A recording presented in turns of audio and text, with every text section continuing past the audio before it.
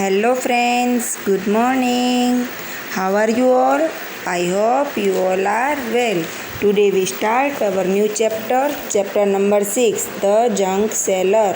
Junk seller मतलब भंगाण वाला, जो हमारे यहाँ पे आता है वो हमारे घर के पास भी आता है ना, और हम उसे कुछ भंगाण भी देते हैं, जैसे प्लास्टिक हो या फिर हमारे पास जो न्यूज़पेपर आते हैं वो, हमारी जो रद्दी होती है, हमारे जो बुक्स होते हैं, या फिर कुछ हमारे टूटे फूटे खिलौने होते हैं, ऑयल का डब्बा होता है, टीन होता है, वो सब हम किसे देते हैं? जंक सेलर को। तो आज उसी जंक सेलर के अकॉर्डिंग यहाँ पे हमें कुछ सम्स करने हैं। तो क्वेश्चन नंबर फर्स्ट है, find the value of the following notes.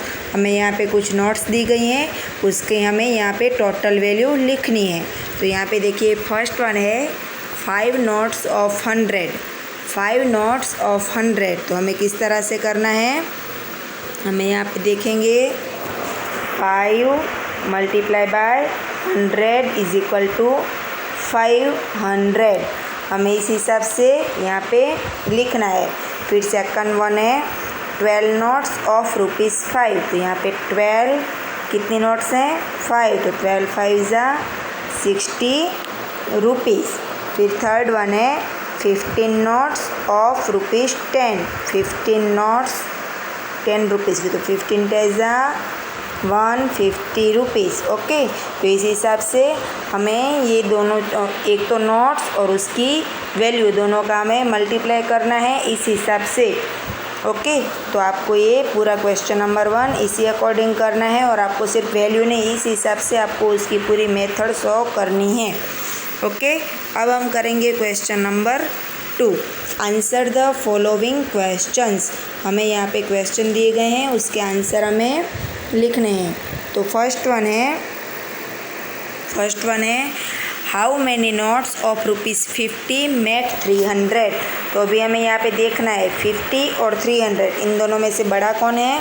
तो ऑफकोर्स बड़ा है 300। तो हमें इस हिसाब से 300 ऊपर लिखना है और 50 जो है वो नीचे लिखना है। फिर 0 0 कट करना है। अभी नीचे बचा है 5 और ऊपर बचा है 30। तो 5 के टेबल में 30 कहाँ पे आएंगे? तो 5 6 जा, तो हमें यहाँ पे लिखनी है 6 नोट्स। इस हिसाब से 6 नोट्स हमें यहाँ पे पहले डिवाइड करना है, फिर उसका आंसर हमें इसी तरह से लिखना है। अभी हम करेंगे उसका ही दूसरा sum. How many notes of ₹20 make 180। तो हम यहाँ पे पहले लिखेंगे 20 और 180 में से 180 बड़े हैं, ग्रेटर हैं, और यहाँ पे 20 जो है वो नीचे आएगा। तो यहाँ पे 0 0 कट हो गए, और 2 के टेबल में 18 कहाँ पे आते हैं? तो 2 9 ज़ा 18। तो हमें यहाँ पे कितना लिखना है? 9 नोट्स। ओके फ्रेंड्स, तो इसके हिसाब से ये टोटल 5 सम्स हैं। 2 मैंने आपको सिखाए और बाकी के जो 3 हैं वो आपको खुद से लिखने हैं। फिर है यहाँ पे पीछे question number 3, right the interest paid in the table given below.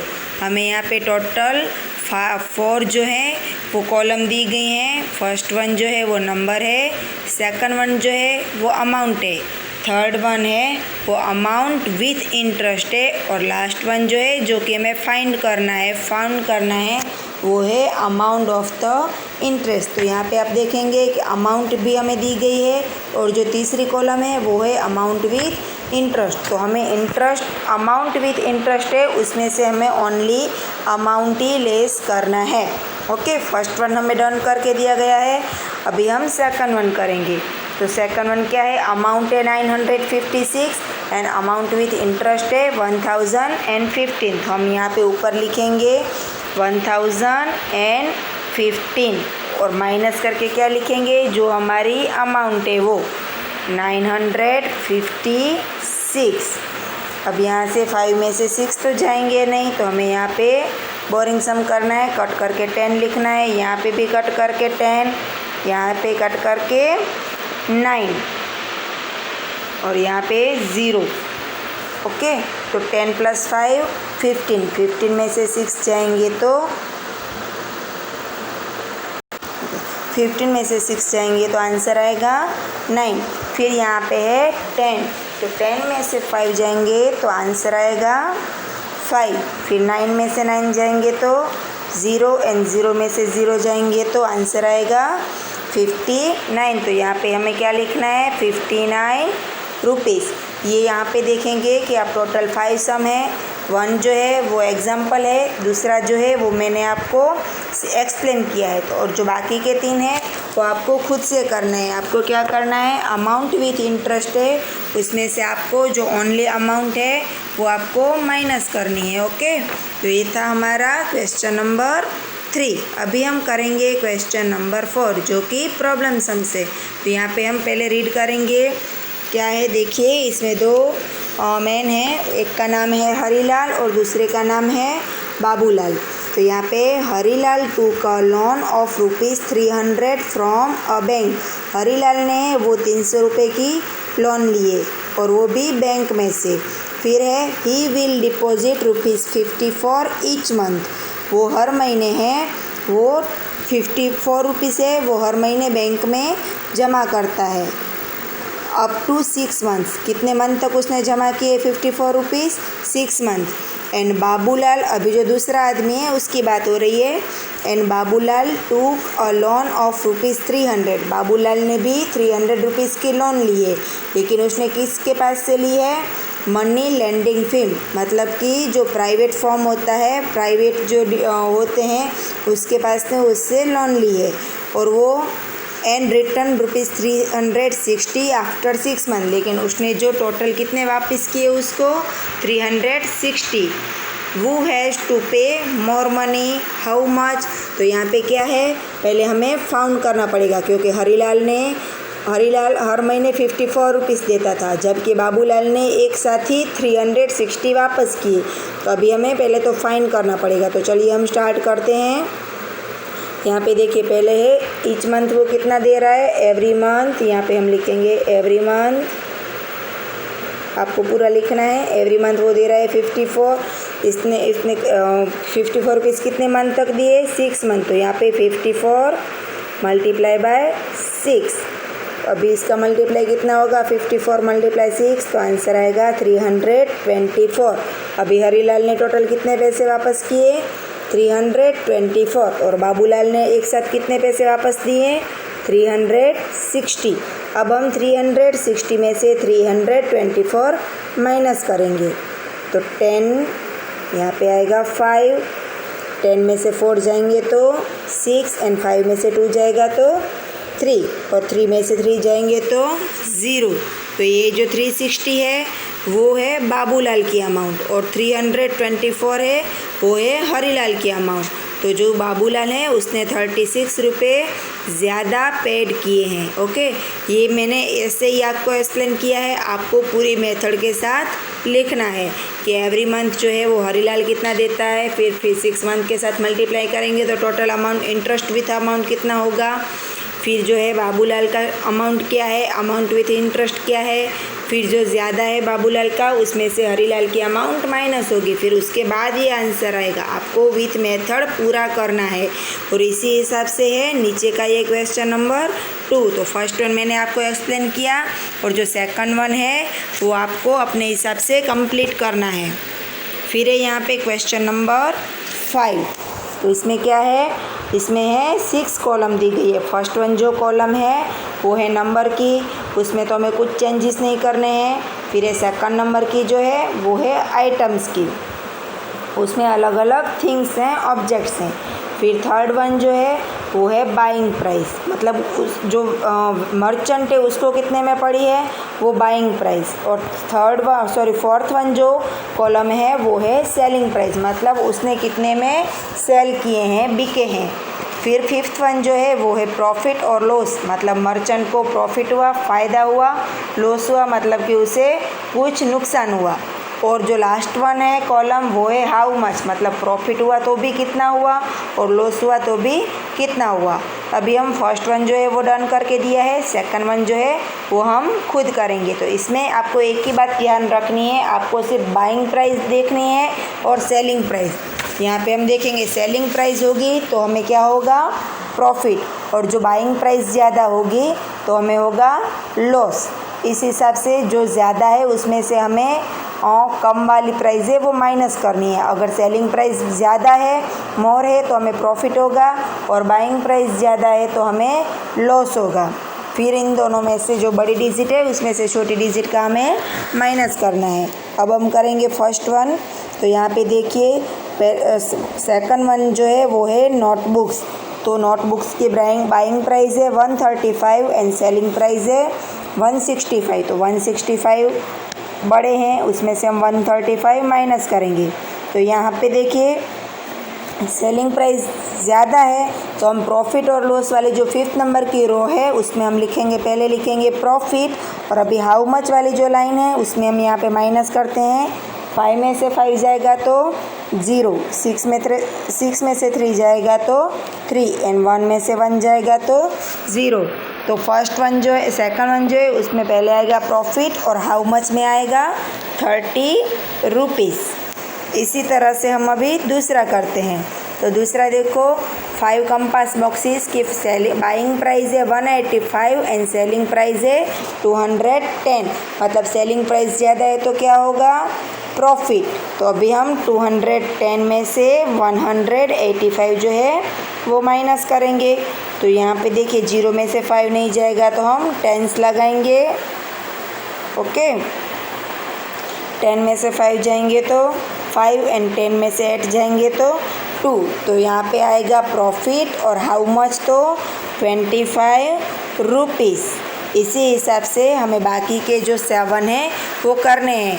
1 जो है वो एग्जाम्पल है और बाकी के 2 है वो मैंने आपको एक्सप्लेन किए।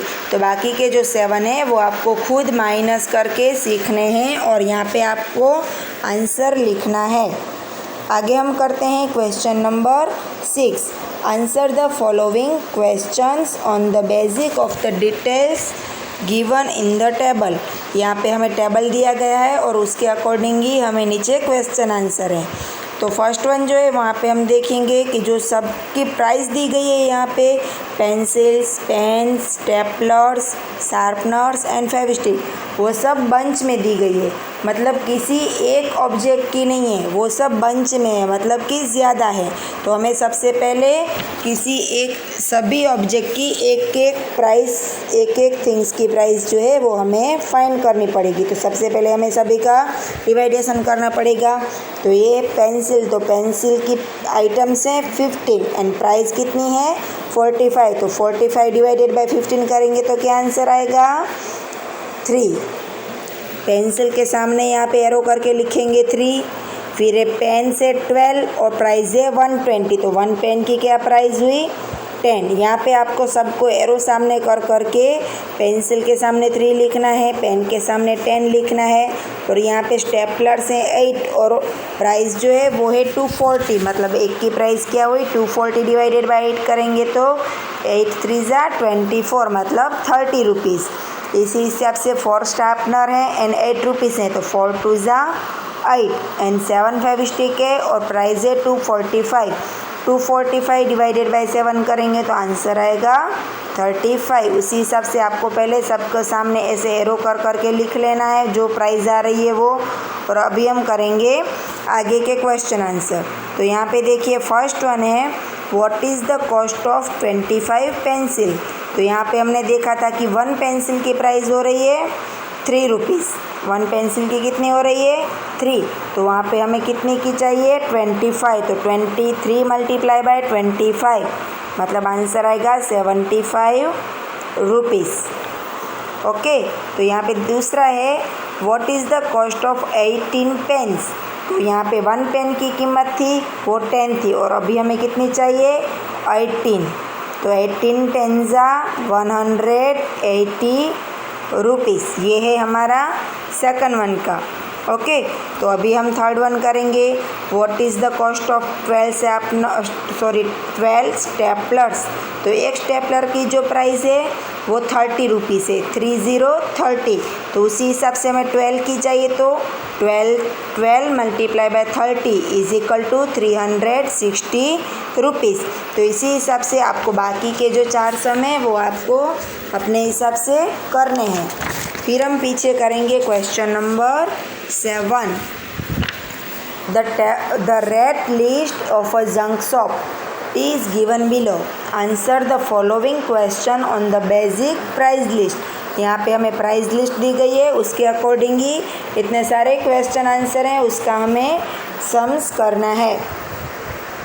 फर्स्ट वन है what will be the price of 40 kg newspaper. तो यहाँ पे हम देखेंगे कि 1 kg न्यूज़पेपर की प्राइस क्या है। तो ये रही 1 kg न्यूज़पेपर की प्राइस है 15 रुपीज़।